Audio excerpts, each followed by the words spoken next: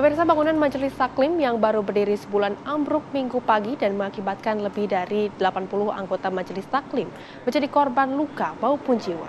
Saat bangunan ambruk, Majelis Taklim Asobiyah di Kabupaten Bogor sedang menggelar kegiatan Maulid Nabi yang dihadiri lebih dari 150 orang dengan mayoritas perempuan.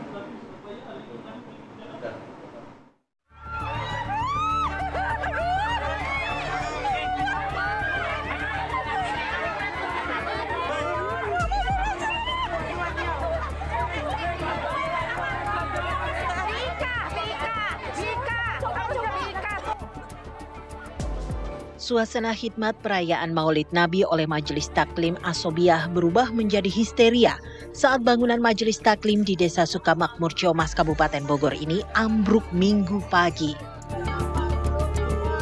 Saat itu 150 anggota Majelis Taklim yang merupakan perempuan berdatangan ke gedung Majelis Taklim yang baru sebulan berdiri.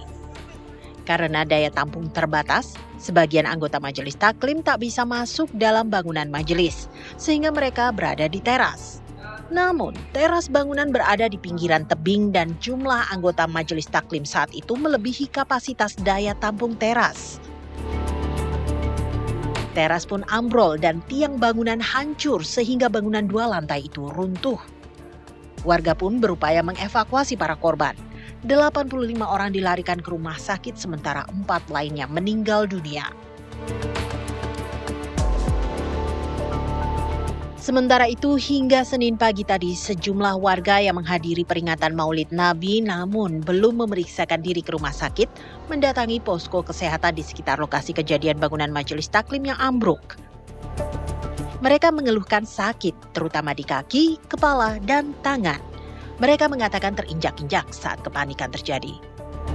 Mereka bercerita, tidak menyangka bangunan Majelis Taklim bakal ambruk karena merupakan bangunan baru dan tidak ada tanda-tanda sama sekali yang menunjukkan bangunan akan ambruk. Sementara itu, pagi tadi, Gubernur Jawa Barat Deddy Mulyadi membesuk para korban yang dirawat di RSUD Kota Bogor. Saat ini masih 14 orang yang dirawat di sana dan 3 orang lainnya dirujuk ke rumah sakit wilayah Jakarta karena luka yang parah. Deddy Mulyadi menyatakan seluruh biaya perawatan korban ditanggung Pemda Jabar.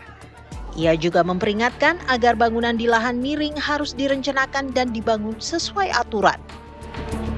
Dan saya lihat seluruh pasien ditangani dengan baik, cuman kan ada kemudian dirujuk pada rumah sakit yang lebih besar di Jakarta karena problem kecelakaannya sangat akut. Ada yang pulang untuk berobat jalan atau dirawat di bengkel tulang karena itu kan masyarakat diberikan ruang untuk itu. Yang penting semuanya sembuh. Yang kedua, seluruh biaya yang ditimbulkan karena perawatan ini semuanya ditanggung oleh Pemprov Jabar ya. Kita hadir untuk menyelesaikan problem publik. Harapannya ke depan ya kita selalu mempertimbangkan kapasitas bangunan itu harus punya kapasitasnya. Kalau kapasitas 30 tidak boleh diisi oleh 100 atau 200 orang. Yang kedua, konstruksi bangunan apalagi di daerah tebing, di daerah curam harus mempertimbangkan kualitas ya. Mungkin karena bikin bangunan bisa jadi corannya nggak begitu kokoh ya. Untuk korban jiwa atas peristiwa ini tercatat atas nama Ulan, Irmi, Nurhayati, dan Yuli. Gubernur Jawa Barat menyatakan polisi saat ini sedang menyelidiki insiden ini. Dari Bogor, Jawa Barat, Usep Saripudin, Eko Hadi, TV One mengabarkan.